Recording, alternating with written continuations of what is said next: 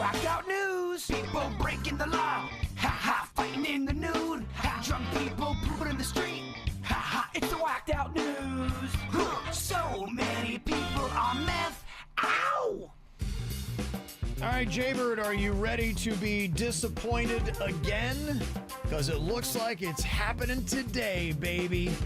Oh, yeah. If you are like me and you've waited most of your adult life to find out who shot JFK, today's probably not going to be that day. Though, they say that they're going to be releasing 80,000 pages of unredacted files from the investigation into the assassination of President John Fitzgerald Kennedy from back in 1963. But is there any meat on that sub? No, I don't think so. That's what I'm going on the record as saying, that it is going to be very disappointing today. You're not going to have anything that's going to impress you. We're not going to have a big bomb that's going to be dropped today. You're not going to be like, see, I knew the CIA was behind it. It was the mob and whatever. You're not going to get any of that. I don't believe at all. They say 99% of the JFK documents have already been released, but many of those pages are redacted, and that is at least the instruction that came from President Trump was, yeah, we should release them unredacted. Now, I don't know if they will be or not. That's his direction. 4,400 documents, primarily from the CIA, that still contain some redactions are what people are going to be focusing on today. So it might take a little bit of time for people to go through 4,400 documents, but my prediction is it will be a big fat nothing. You'll have it all out there, and it's going to still point the finger to Lee Harvey Oswald working alone. I was talking to somebody over the weekend who doesn't really understand the JFK whole scenario. They're a little bit younger, and they go, so what's the crazy conspiracy? How do they not know who killed him? And what would you say to that person? I'd say you got to do a deeper dive in it. You have to understand what was happening in the political climate at the time and who had motive to see him dead, and understand that the way that he was killed brings in a lot of question that a guy in a tower, look, that's a tough shot, man. It is. It really is. And so, but you know, they try to say Lee Harvey Oswald was trained and he could make that shot, but that's the ultimate question. So when you understand fully the details, you're saying, wow, it's amazing that this came together the way it did. And there are a lot of people who probably wanted to see our president dead, and did they have the power to do it? What does the gut of one V. Kevin Ralston feel? Do you have any kind of... Lee Harvey Oswald acted alone. I've gotten to that point. I, for a long time, thought conspiracy and blah, blah, blah, and I've just kind of settled. So maybe after years of disappointment.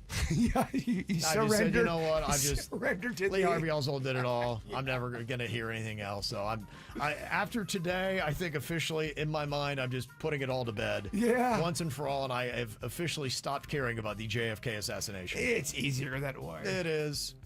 There's a Florida man that has been accused of stealing an ambulance on Saturday and finishing a beer in view of troopers, all before being arrested.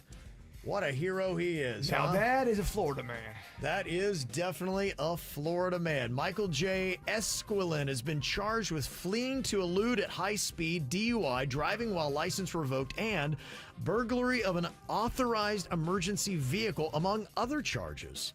Esquilin allegedly took the ambulance from HCA South Tampa Hospital. He fled by driving on the wrong side of the road, stopped, drank a beer right in front of the responding officers, and then confessed to drinking over the past 2 days. He said he took the vehicle because emergency personnel refused to give him a ride home, and he had to get home by God. He's hammered. He wants to go to bed. 34-year-old Aaron Jablonski, what a great name, pulled a gun at Overtime Sports Bar in Clearwater at 2:30 a.m., all because he got upset that the karaoke machine wasn't working. I mean, he has a song in his heart. He was so irate, he stormed out of the bar. Somebody came out to try to get him to cool down, and when the guy put his arm on his shoulder, he pulled a gun out of his waistband and said, "I don't effing care." Now that is a person who loves karaoke. I mean, my gosh. Oh my gosh. Somebody saw him waving the gun around the parking lot, so they called the cops. When they show up, the guy still got the gun. They say he even fired off a round. Thankfully, nobody was hurt. He was arrested on 2 felony charges, and his rap sheet's pretty impressive. He's got convictions for DUI, disorderly conduct, theft, 2 separate incidents of battery on a police officer. It's got to be drugs, right? I think he's just drinking a lot. He could do all that on just booze. You're right. No, you're right. Yeah, he could do that all on booze. Or booze, but that's somebody who is intoxicated. Yep. Only going to mention it quickly so you know. I hate this story more than anything. I don't know if you've seen the blonde girl that her claim to fame is she screws 1,000 guys in a day. Oh, yeah. Go figure. She's in Fort Lauderdale for spring break at the Rock Bar. So, woohoo. Yeah. And surprise, surprise, I guess her latest is that she's pregnant. And to the guy that she doesn't know, she's going to give birth to his baby on a live cam coming up in 8 months. Oh, what has our world? We already did it. Her world is getting weird. So there you go. If you want somebody easy, well, I don't have to tell you. They're in Fort Lauderdale. I saw an interview with her, and she is very adamant about how she's making all the right decisions. Yeah. And she feels great about her spirit and her goals. I'd like to talk to her again in 30 years. Yeah. Joanna Kathleen Kinman tried to sell human toes. And not just any human toes, but these are human toes that have been regurgitated by dogs. Prosecutors claim that while the Australian woman was employed at an animal shelter, 2 dogs threw up human remains. Now, they believe the dogs may have eaten the remains of their deceased owner before being brought to the shelter. When she saw what they threw up, she's like, oh, those are going to be worth money. And she took them home with intent to sell later. When police searched her home, they reported finding a jar containing the toes, an alligator claw, bird skull, and her children's teeth. Oh, my gosh. That is some Leatherface stuff. What is going on? And for all that, she got community service. What? That doesn't make any sense to me. I might want to keep an eye on this one. Just saying. 33-year-old Ramesh Chand is an Uber driver who asked a customer if he could use their bathroom. After a few minutes, though, being in the bathroom, he opened the door to be like, hey, check this out, as he's going to town on himself and flogging the dolphin. He then ran out of the house. They were able to track him down later, and he turned himself in. Yeah, you can't do any of that. Sorry, I'm not going to allow an Uber driver to use my bathroom. No, that's a weird move. That is a weird move. That's what happens, unfortunately, when you do.